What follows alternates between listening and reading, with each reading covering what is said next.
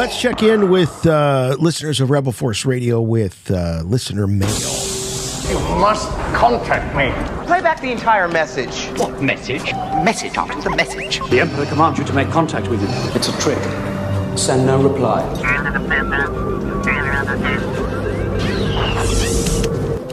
Hey guys, got a question for you about Force Lightning. Do we think that it's tied to how someone is connected to the dark side, or is it something more genetic? We saw Rey do it. Is that because Rey was the granddaughter of Palpatine, or is that because Rey was tapping into the dark side? And if it's the dark side, then that means that Darth Maul and Darth Vader both should have been able to do it. So that's my question. If Anakin takes off his gloves, can he shoot Force Lightning out of his fingers? Let me know. You guys are the experts. Crowdsource it. Figure it out. Can't wait for the next episode. Later. Crowdsource it. Does that mean we can like crowdfund it and make money off of this question? No. Yes, please. Let's make money off the answer. Who was that who called in? We can give him all the funds that we... That's Jeremy. Jeremy with that. Patreon supporter Jeremy. So his question is about Force Lightning. Yeah. Who can use it? Can Vader use it? Can Maul use it? What's up with Force Lightning? I have some knowledge on the topic. Lay it on us. Well, a lot of people wonder, why doesn't Darth Vader use Force Lightning? And I think the answer is very simple, and it's been out there since Revenge of the Sith was released. In the Revenge of the Sith visual dictionary, there is an entry in there that says, as a result of having artificial arms, Darth Vader will never be able to conjure Sith lightning, nor be invulnerable to it. Well, we know about the invulnerable part. But definitely Sith light. I think, if you really want to just get down to brass tacks, the lightning would short circuit his cybernetics and his respirator and all of that, even if he produced it himself. I don't think Vader's grounded really that well to be able to handle that sort of thing. I think it would short circuit. He doesn't have three prongs. He's just also, a two-prong. I remember in the book. Yeah, he's like an old turntable, and he has that little thing you kind of screw into. What old school people know what I'm talking about. That little thing on the fork on a wire, you had to screw it in around the turntable, whatever. My buddy Steve, I always call him Steve Sansweet. His name's Steve Swanson. And like Steve Sansweet, he lives in the Bay Area. So I am forever perplexed by my friendships with these two guys. I call Sansweet Swanson. I call Swanson Sansweet. It's madness. But he just recently read the book, The Rise of Darth Vader, which was an expanded universe novel that came out following the release of Episode 3. And in that book, he reminds me, it says his arms and legs were mechanical, Vader. And he could never cast Force Lightning. So there's something in an expanded universe novel that specifically says Vader cannot do it. So I've given you like a real world reason he can't use it because it'll short circuit his bionics.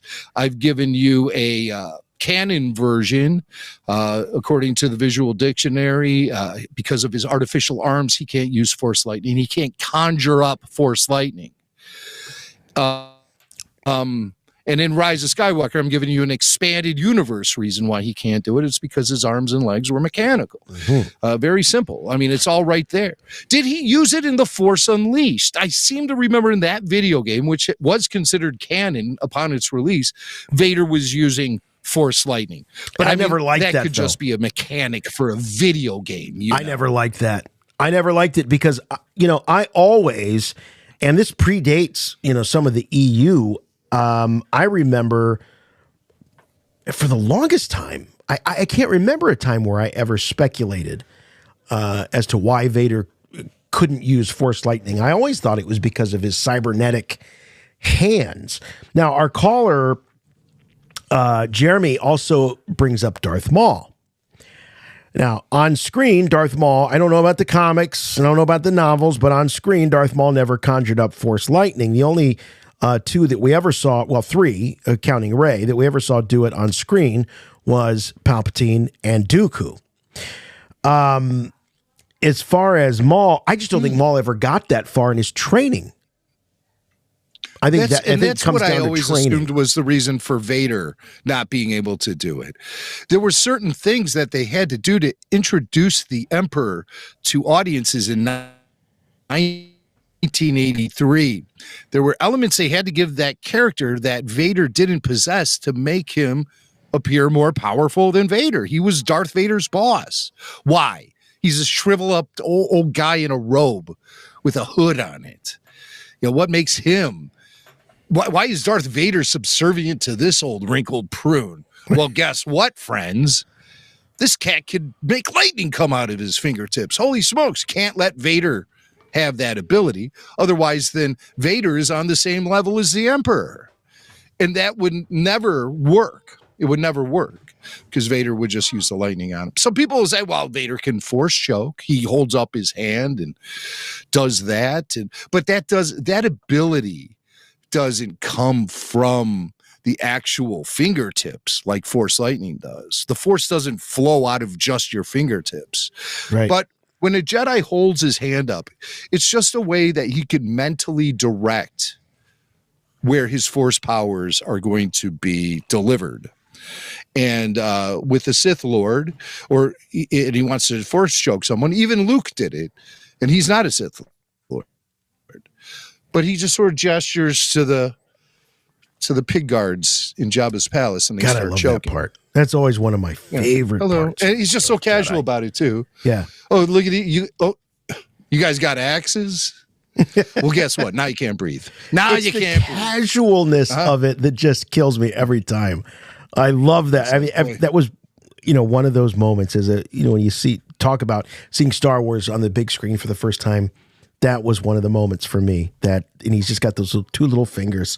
I thought, whoa, It was the first real visual example that we were receiving that told us that Luke Skywalker has achieved a new level in his Jedi knighthood from when we last left him getting a cybernetic hand at the end of Empire Strikes Back. He's leveled up since then.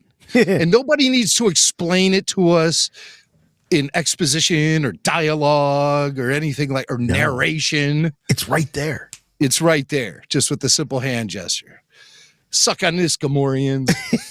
Love it. I love it. So I feel as though, and I know, Jim, you were saying that, perhaps it could also be a training or lack of training situation with Vader. I think it's the cybernetic limbs in the case of Vader. I think in the case of Maul, it's the lack of training or the limitations of his training. Now Yoda does generate sort of the light side version of Force Lightning, if I recall from his face off with Dooku in Attack of the Clones. He's able to absorb the Force Lightning and then send it back as sort of this Force energy, which is more of a. It's certainly not lightning. It's more of a I don't know how you would describe it, but it's energy. That's what Yoda calls, you made the bed, you can sleep in it. And then so he just takes the powers and he's able to compress them and then give it right back to them. Right. It's a taste of their own medicine. It is. Yoda And likes to refer to it as. I don't know what it is. I'd have no, other than just what the visual cues that we get in the movie. But I remember feeling as though, wow, this is some serious power that Yoda is exhibiting here to be able to absorb it and send it back. He's the only one who's been able to do that. Everyone else has been able to, at least those strong enough in the Force, they've been able to hold up their lightsaber and use it sort of as a magnet for the Force Lightning and let the saber absorb it. So we see Obi-Wan do that. I think we see Rey Palpatine do it. As a matter of fact, I know she needs two sabers for that. And then Luke, of course, demonstrates that too, beyond Force Lightning on Return of the Jedi. When the speeder bike is opening fire on him, he's deflecting the blaster bolts with the saber. And then, of course, there's countless numbers of examples in the prequels and Clone Wars where we see Jedi doing that technique to defend themselves, deflecting blaster bolts. But if you get good at it, you can bat it back at the guy who shot it at you. Again, that's taught in Force Techniques 101, which is, a taste of your own medicine. I think Plo Koon teaches that class at the Jedi Temple.